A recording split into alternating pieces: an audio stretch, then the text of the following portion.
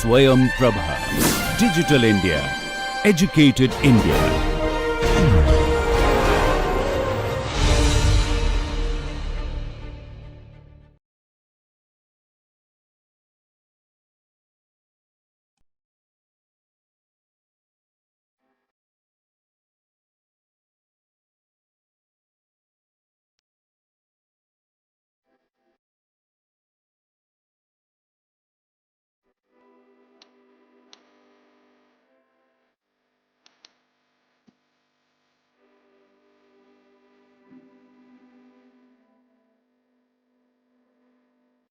Welcome back. In lecture 49, we will talk about sewer maintenance and cleaning.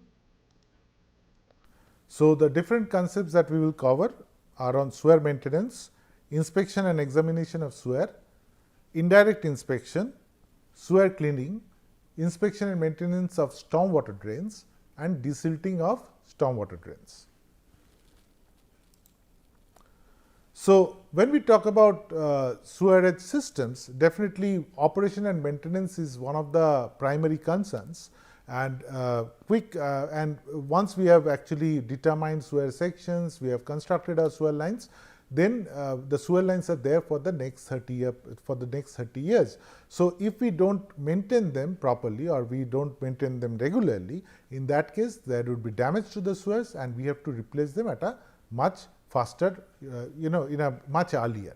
So, that is why sewer maintenance is very important, and particularly it is important for saving money or reducing the overall cost of operation and maintenance, because proper maintenance also reduces major problems and that actually reduces cost. So, regular and systemic maintenance of sewers extend its life, thus protecting the capital investment and reduces expenditure in operation and maintenance. So, there are three kinds of maintenance. One is preventive maintenance, routine maintenance, and emergency maintenance. Emergency maintenance, as you can understand, suddenly something bad happened, we have to go and address that, like there has been an accident and maybe some damage to some sewer sections, that is possible. Then routine maintenance, that means at certain regular intervals we have to check for certain leaks, check for certain other issues, that is routine maintenance. And preventive maintenance is if we feel that some problem is arising or gradually building up, we have to do it, so that we have to do some amount of preventive maintenance so that it doesn't aggravate the problem. So, this actually will reduce breakdown and emergencies. So, the main reason why we inspect and examine the sewer is to prevent leaks from developing and to identify the same. So, this is the primary goal of inspection of sewers. That means, we see that leaks are not being developing in that particular sewer line, and we also need to identify where these leaks are developing. And we do it, the first is a preliminary inspection, that is these are conducted through the manual usually. So, we have discussed manual earlier, where we said that manuals are provided for particularly for maintenance and for inspection.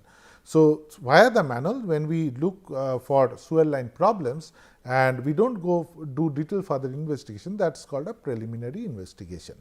And what we look for subsidence, collapse and overflows can be observed from the roads itself. That means, in the roads you can see subsidence of certain section, maybe the sewer has broken over there, the road has collapsed, and sometimes we can see overflows as well from certain manholes and all. That means, there is some blockage or some issue has happened. So, what kind of problems are usually we look for? One is corrosion, wear and tear of the sewer line, damage or cracks in the sewer line or that particular manhole, or for any other opportunities for that matter. Infiltration of water, is water from the surrounding groundwater entering into the sewer line.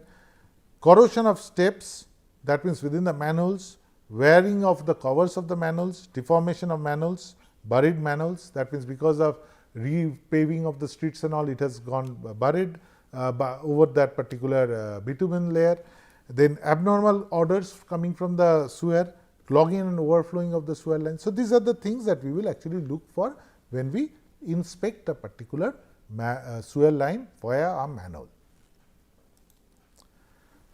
So, after construction, there is a particular defect liability period. That means, within that period the contractor is supposed to repair the sewer, whatever problems happen. So, initial first inspection that happens after this construction is done, that is during the first 3 months of the start of DLP or this defect liability period. So, this actually is to expose any kind of problems or any defects in the construction itself.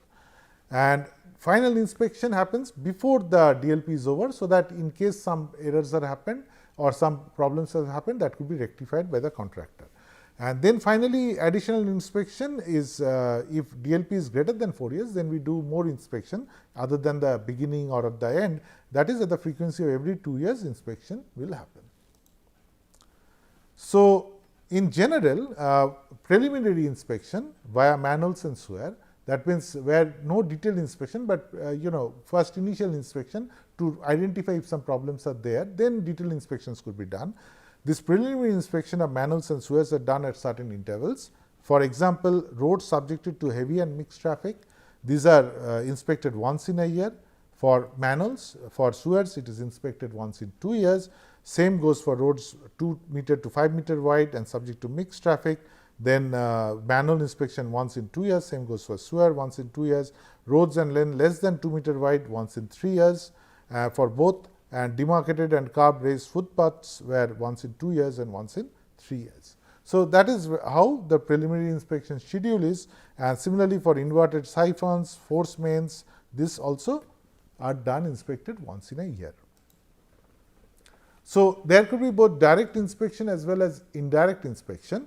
As you can understand, direct inspection is when you go inside the SWAYAR and inspect what is happening. That is for new SWAYARs more than 2 meter diameter, a person can actually walk through and then inspect the SWAYARs. But indirect inspection is when I send some other equipment inside the SWAYAR, or we adopt certain other measures to actually try to understand what sort of problems have happened in the SWAYAR. So, in indirect inspection, we use different kinds of technologies. So, the technologies could be use of cameras with digital cameras, zoom cameras, push cameras. This could be used for gravity SWAYARs mostly, and also this for any kind of pipe material, for almost any diameter of pipe material. And the different kind of defects that could be detected are internal condition, pipe wall, then leakage, pipe support, any failure in that. So, all these things could be detected using cameras. Similarly, we can use acoustic sensors. We can use this sonar and ultrasonographic sensor, which can also send sound, and based on that we can see the profile of the SWAYAR and all this. And then so all kinds of problems cannot be looked at. For example, internal condition of the walls, pipe wall could be looked at, but leakage cannot be detected, pipe supports cannot be detected when we use this kind of acoustic technique, this kind of sonar or ultrasonic techniques. Then electrical or electromagnetic techniques are there, like we generate electrical fields inside the pipeline, and using that we can determine any problem in the pipe wall or for leakage. Then we can use lasers, then we can use other technologies such as infrared thermograph, ground penetrating radar. So, all this could be used to see the profile of the pipeline, or some leakages happened, or some areas have been broken or not, and so on. But primarily these are the three systems that we use. One is a light and mirror system, which is a pretty old and more standard system. I detailed it out earlier when we are talking about lamp post. That means we drop a light inside that particular manhole, and we also use a mirror, and we try to reflect the light using that mirror into the internal part of the pipes, and then we try to observe what is the situation in that particular pipeline. And that is the old technique there, but also very relevant. SWAYAR size that could be taken care of using this is up to 300 millimeter for any material of SWAYAR and for empty SWAYAR conditions, right. Then closed circuit cameras could be used. That means we can put in a camera inside the line and then we can detect, and we can also use sonar systems, but this is effective when the SWAYAR is flowing. That means even the SWAYAR is flowing, we can detect some kind of leakages, faults and all using sonar systems. So, that is while we use sound.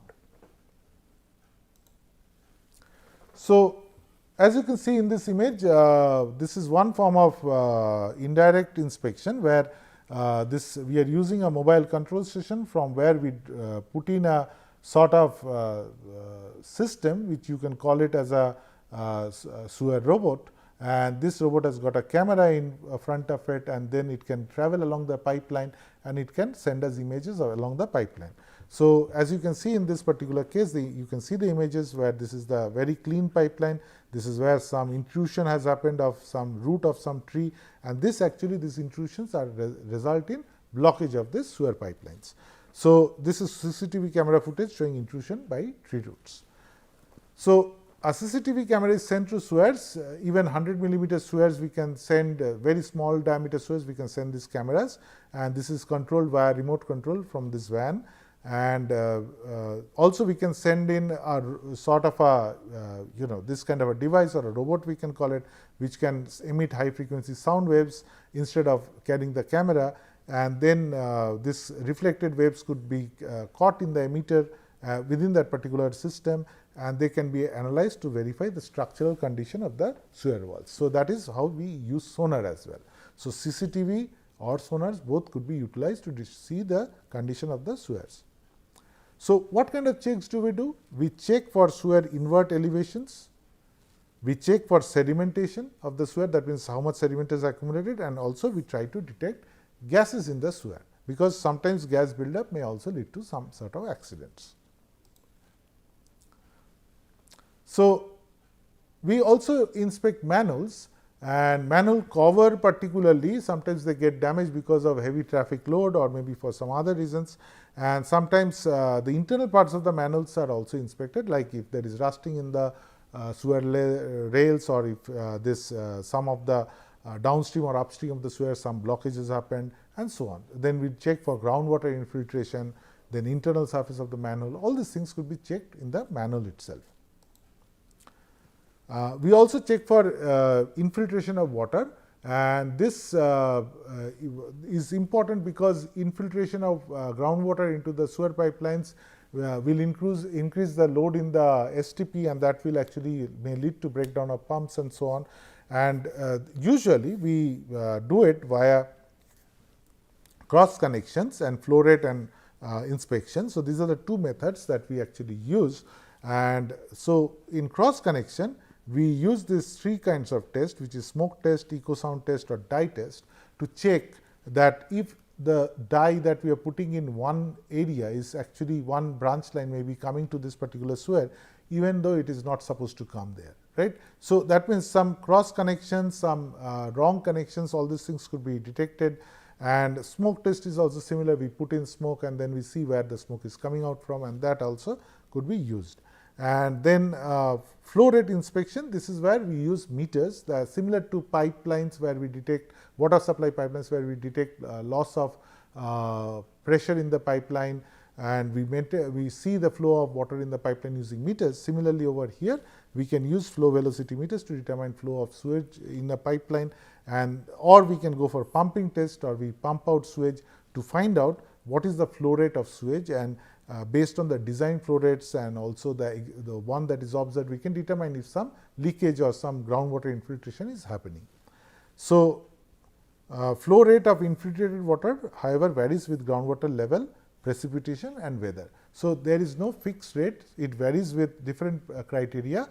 So, it is difficult to actually analyze until unless we have some base condition measured during the installation of the pipelines, or during certain time periods we can measure the base rates at certain intervals. Then suddenly if we see some change, then we can say that the flow rate has increased and then maybe some infiltration has happened. So, we can also inspect for corrosion and deterioration of the pipe sections, sewer sections. So, a TV camera could be used to inspect the sewer surface, concrete corrosion from sewage deposition, that also happens. So, we can see that, and accordingly we, based on our inspection, we can actually take remedy measures. So, next is, once we have detected a particular leakage in a sewer pipeline, we also need to clean it, and this sewer cleaning is undertaken on a schedule basis, and we remove sand, silt, grease, roots and rocks from the sewer sections, and we reduce the blockage per unit length of sewer, and we also minimize odor by cleaning of sewer lines. And there are several types of methods utilized. There are hydraulic methods, mechanical methods, manual methods and so on. So, in manual methods we use this manular rope and cloth ball system and sectional sewer rods as well. So, these are typical methods used from for a long time. Like for example, we use this bamboo sticks or bamboo rods. We tie up one bamboo this stick with another, and we make it into a longer stick, and then we can use it for cleaning the sewer line. So, that is the technique used by many of those this cleaners as well. And otherwise we can use this rope and cloth ball, where we can make a cloth ball into form of a rope, and then we can actually using this rope we can connect drop from one manhole, send the rope to another manhole, and we can fix this particular cloth ball, and we can push and pull among this particular cloth ball inside the pipeline, and actually we can clean the pipeline. So, that is a manual system of cleaning this particular sewer. Then we have got mechanical systems.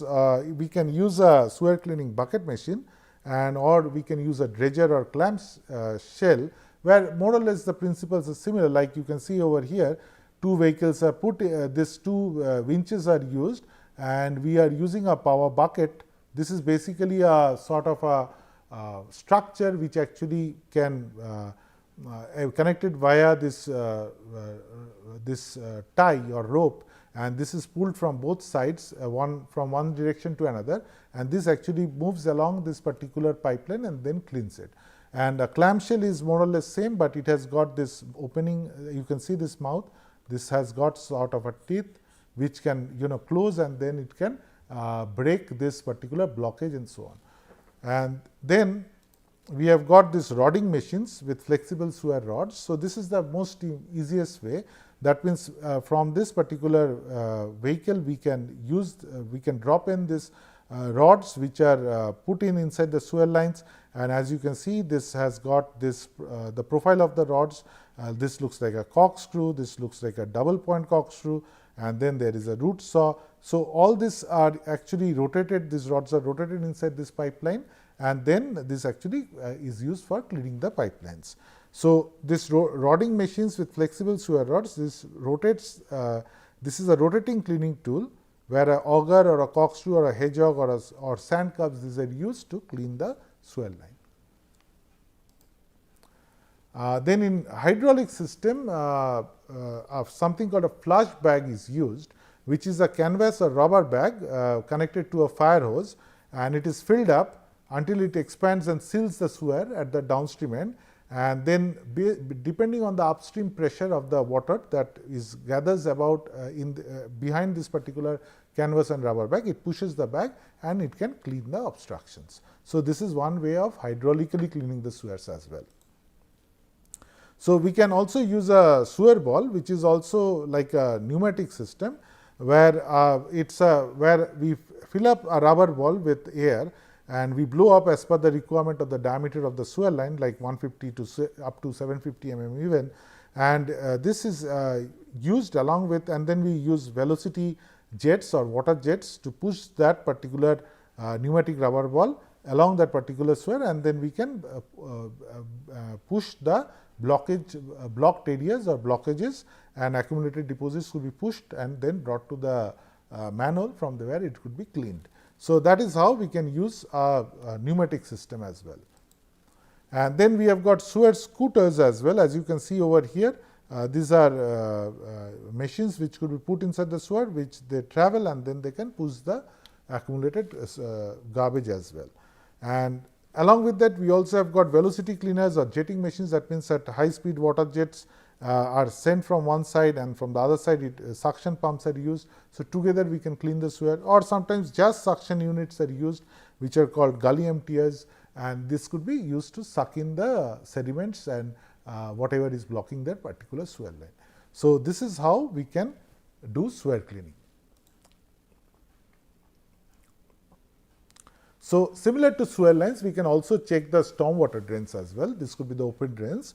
We check the stormwater facilities for scouring of the bed and sides. So, if some scouring has happened or not, and full or partial blockage of the drains because of silting or dumping of solid waste debris into the stormwater drains. and also any kind of damage to this drain structure could be also looked at. And usually the inspection is done for stormwater drains before the monsoon, during the monsoon, and in the post monsoon period.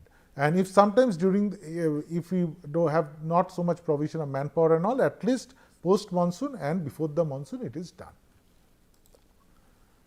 So the maintenance that we have to carry on for this stormwater drains usually involves desilting of the drain profile, and we have to check it, particularly before the monsoons. We have to check if there are certain blockages and all, we have to clear it, otherwise there would be inundation and flooding. So this has to be done regularly for all urban areas. Then we need to clear certain kinds of weed growth and all, or any other kind of obstruction, debris and blockage. This should be removed, particularly during the first rains. This can be checked, that if that will actually show us that okay, there are some blockages, immediately we have to clean those. And also to prevent solid waste to be not only dumped but actually flow, we can put solid waste arresting nets at certain locations, so that we can prevent the solid waste to block it further downstream. And repairing of lining in case of damage or deterioration, so that is also taken care of. Then the condition of road camber, as I said earlier, that we have our gutter and then we have a road camber. If there is some problem with the road camber, then the water will not come to the gutter, so that also needs to be checked. Necessary corrective measures immediately after rain. So we know that after rainfall what problem has happened, we can correct it after that. And missing or damaged slabs of the covered drains and missing manhole covers, which are regular feature in our country, this has to be also replaced, because sometimes when there is inundation and then there are covers, manhole covers missing, people, that may lead to very, very serious accidents. Same goes for missing damaged slab for covered drains as well. So inspection schedule for maintenance schedule for stormwater drains, as you can see, for conduits and manholes, 300 mm to 600 mm diameter once in 6 months, for 600 mm to 100,000 meter diameter once in 1 year, greater than 1000 millimeter once in 2 years, and for gutters and inlets once in 6 months before monsoon, and outfall structures once in 6 months before monsoon. So in addition to this basic inspection, we can see some problems sometimes along the stormwater drains, and that actually will tell us what is the problem, and we can also remedy it based on that. So what are these problems? It could be ponding, that means water has accumulated, or it could be silting, it could be blockage due to debris, vegetation, etc., or erosion of beds and cross sections. So these are the basic problems that we see, and the causes we all more or less know, that is ponding if the cross section is inadequate, and that is resulting in formation of depression or settle, or it is because of the bed there is a depression in the bed, or the bed has settled, or there is bed erosion. All this may lead to ponding, and we can refill the eroded area or the depressed area, or we can also modify the profile of the drain. Silting, maybe the slope is inadequate, that's why it's resulting in deposition of the sediments and excess, or there may be too much amount of soil entering into the system, or there could be less flow compared to the design section. So many reasons which can lead to silting, and we can either improve the slope, or we can prevent entry of silt, rubbish, etc. into this particular section, or we can provide grading at the entry to prevent entry of larger pebbles and all these things into the drain section. Then in case of blockage due to debris, it may be because of absence of maintenance and cleaning at regular intervals, this is resulting in. So we can actually do that. And then erosion of beds could happen because of steep inward slope, or caving in of slides because of lack of lateral supports. All this could be other problems. So this could be also, we can give it a more flatter slope. If drops, with drops if required, we can introduce drops in the line, or adequate side support realignment if required. So these are the different things that we need to consider when we regarding maintenance of stormwater drains. So we also need to desilt stormwater drains, particularly the larger channels we need to desilt after certain intervals. And of course, we can go for manual cleaning, and for that we can use shovels, spades, scrapers and so on. And usually the debris that is collected from the channel, it is taken to the landfill site.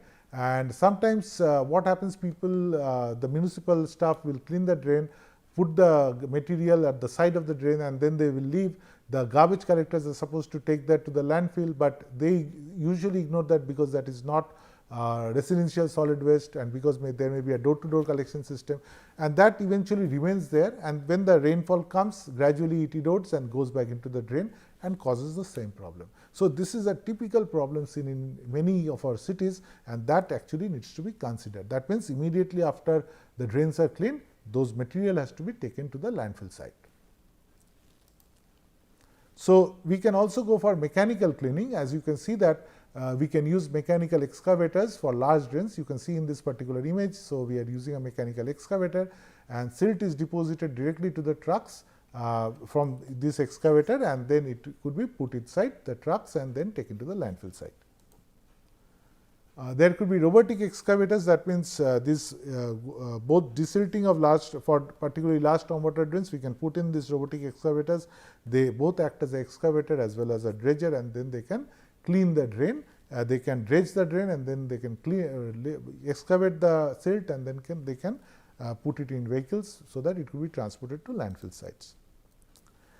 So the other thing is safety of maintenance personnel. We have to be very careful about the safety of the staff, and because these are risky jobs.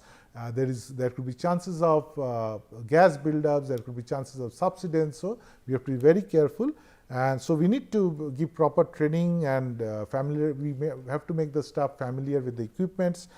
First aid kits has to be provided, emergency contact information, handheld radios, highly visible apparel, so that we can look at, in case there is some event, we can actually find them, or in case of an accident we can find them, maybe they get trapped under some rubble, or in case of other people can actually see that who is you can actually detect these staff members from their apparel itself.